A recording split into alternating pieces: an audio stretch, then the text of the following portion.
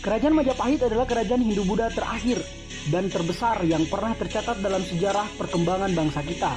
Kerajaan Majapahit merupakan kerajaan Hindu yang rekam jejaknya berada di Jawa Timur.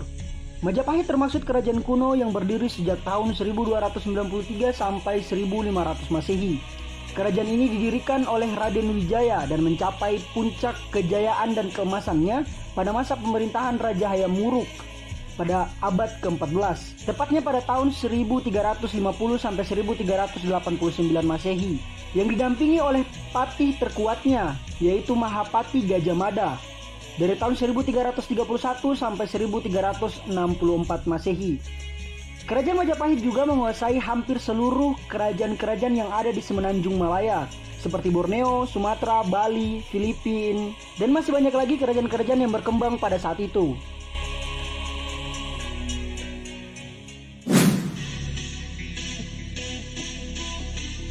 Oke, assalamualaikum warahmatullahi wabarakatuh teman-teman. Terima kasih telah mengklik video ini. Selamat datang di Teman Cerita Channel. Untuk teman-teman semua, kali ini kita akan membahas secara lengkap sejarah berdirinya Majapahit, perkembangannya sampai runtuhnya kerajaan tersebut.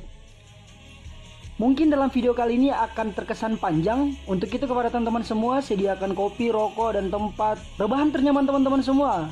Dan ini videonya. Oke, sebelum teman-teman lanjut menonton video ini, kepada teman-teman yang belum subscribe, mohon untuk subscribe dan nyalakan tombol loncengnya agar teman-teman bisa mendapatkan info menarik dari Teman Cerita.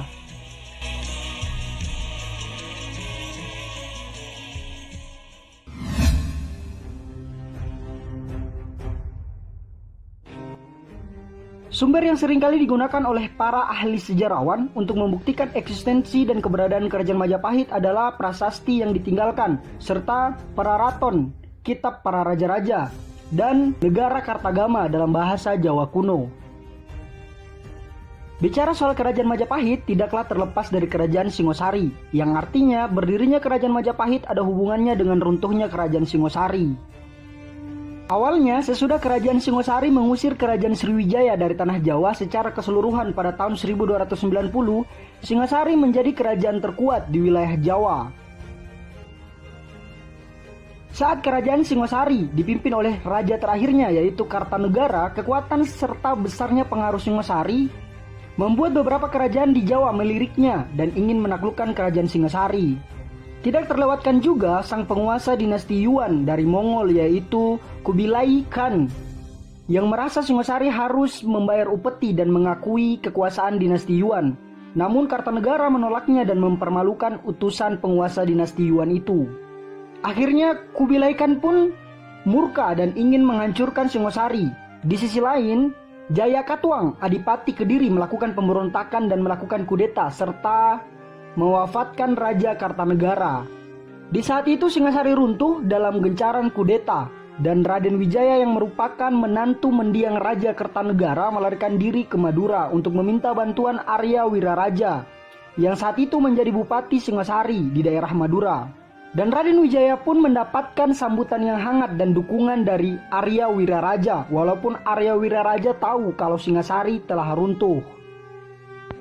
Sebenarnya saat itu Jayakatwang melakukan kudeta pada tahun 1293 di saat yang bersamaan Kubilai Khan juga sedang ingin mengirimkan pasukannya untuk menyerang Singosari akibat utusannya yang dipermalukan dan Kartanegara yang tidak ingin membayar upeti kepadanya.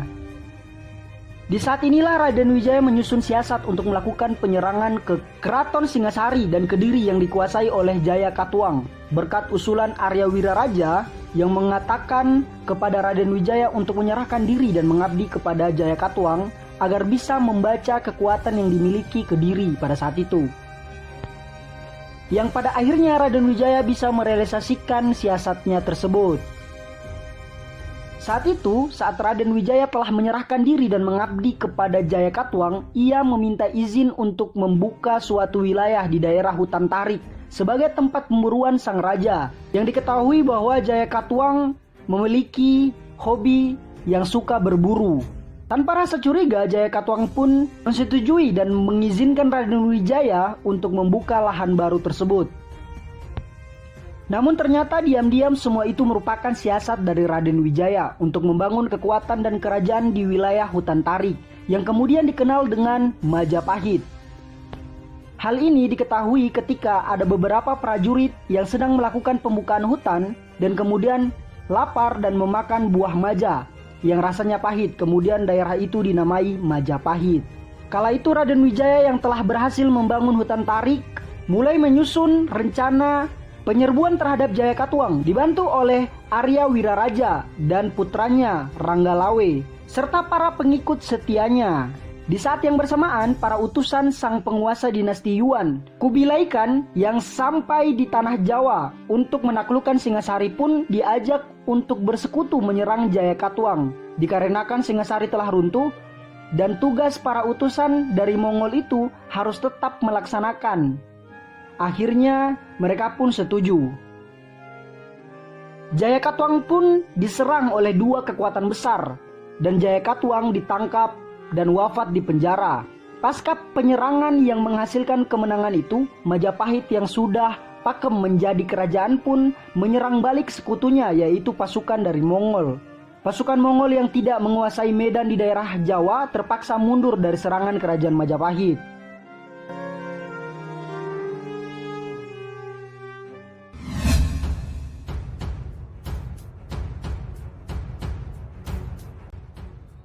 Setelah Jayakatwang dan pasukan Mongol diusir dari tanah Jawa, Raden Wijaya pun dinobatkan menjadi raja pertama Majapahit pada tanggal 11 November tahun 1293 dengan gelar Nararya Sanggrama Wijaya Sri Maharaja Kertarajasa Jayawardana.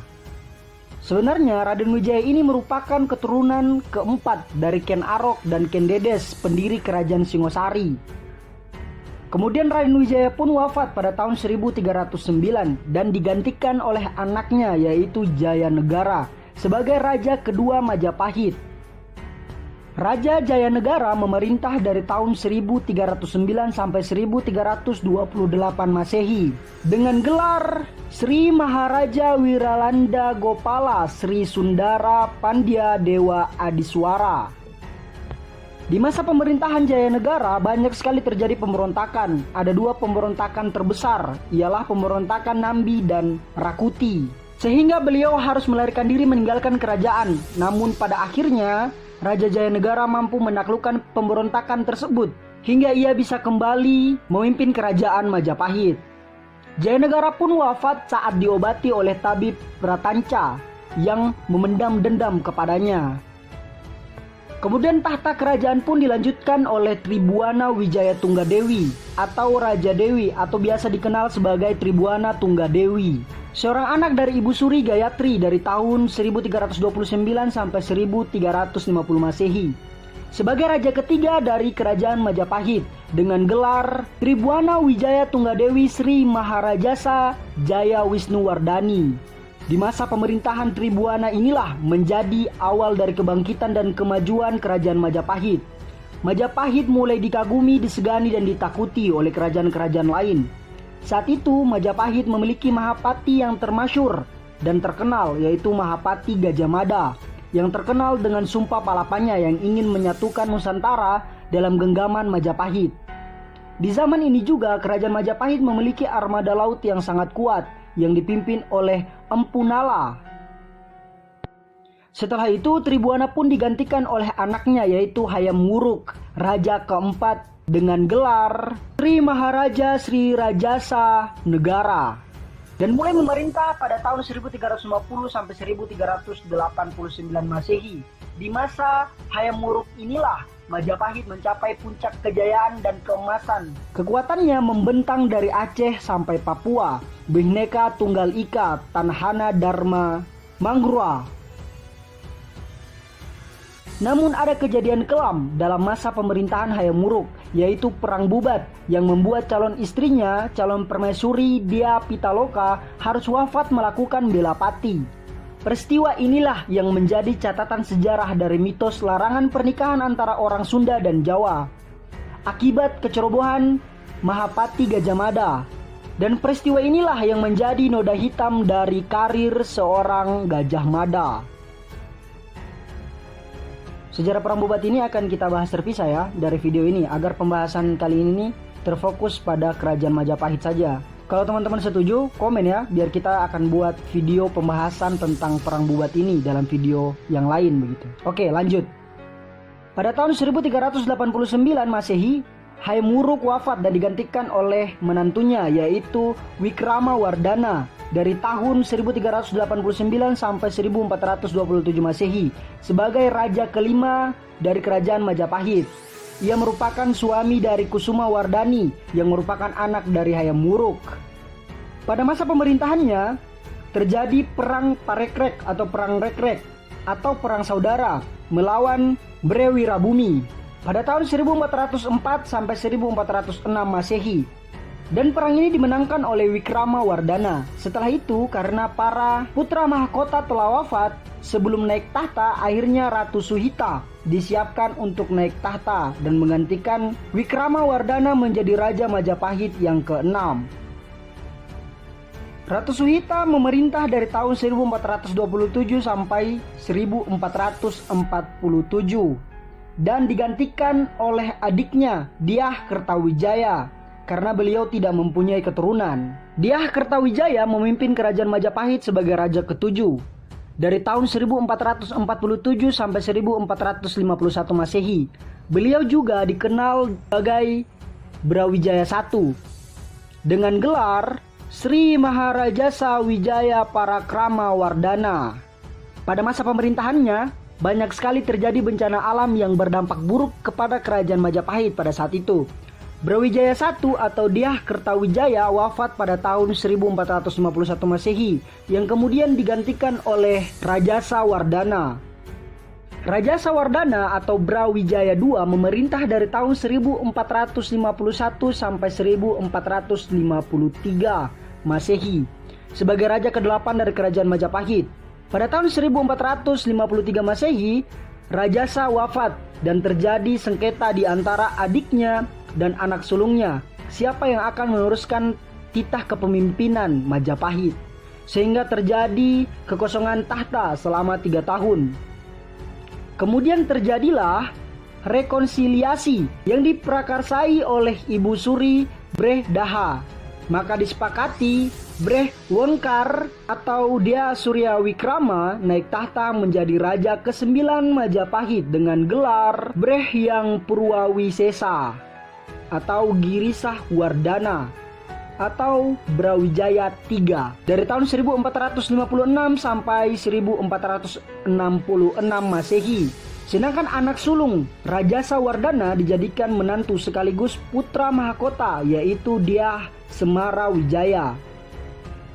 Kemudian pada tahun 1466 Girisawardhana atau Brawijaya III wafat dan digantikan oleh Breh Pandansalas atau Brawijaya keempat yang merupakan adik bungsu dari Rajasa Wardhana. Ia memerintah dari tahun 1466 sampai 1474 Masehi sebagai raja ke-10 dari kerajaan Majapahit. Hal ini menimbulkan kekecewaan bagi anak-anak Rajasa Wardhana, apalagi sang putra mahkota Dyah Semarawardhana yang dipersiapkan naik tahta tapi tidak terlaksana. Tahta kepemimpinan pun dipimpin oleh Breh Kertabumi setelah Breh Kertabumi melakukan kudeta terhadap Breh Pandansalas dan menjadi raja ke-11 Majapahit dari tahun 1474 sampai 1478 Masehi dengan gelar Brawijaya V. Kemudian Breh Kertabumi dikalahkan dan dilengserkan oleh Dyah Ranawijaya yang merupakan anak dari Raja Brawijaya IV atau Breh Pandansalas dan kemudian menjadi raja ke-12 Majapahit dari tahun 1478 sampai 1498 Masehi dan dikenal sebagai Brawijaya VI. Namun ia pun dilengserkan oleh Patihuda atau Udara. Setelah Dyah Ranawijaya Brawijaya VI digulingkan, tahta pun dipimpin oleh Pati Udara atau Patihuda sebagai raja ke-13 dari Majapahit, memimpin dari tahun 1494 sampai 1527 Masehi.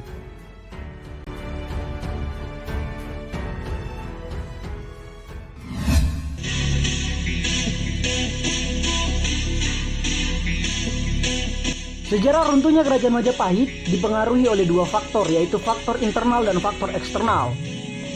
Faktor internalnya ialah banyaknya peristiwa yang terjadi akibat perebutan tahta dari masa ke masa, menjadikan Kerajaan Majapahit terpecah. Dan faktor eksternalnya ialah munculnya kerajaan-kerajaan Islam seperti Demak, juga mempengaruhi Kerajaan Majapahit yang saat itu dipimpin oleh Raja Brawijaya VII atau Patihuda. Kerajaan Majapahit pun runtuh di bawah kekuasaan Kerajaan Islam Demak, dan terjadilah pergantian dinasti dari kerajaan-kerajaan Hindu-Buddha ke dinasti kerajaan Islam. Semua ini tercatat dalam catatan sejarah Portugis dan Cina yang saat itu benar-benar mengamati Nusantara sebagai kawasan yang ideal.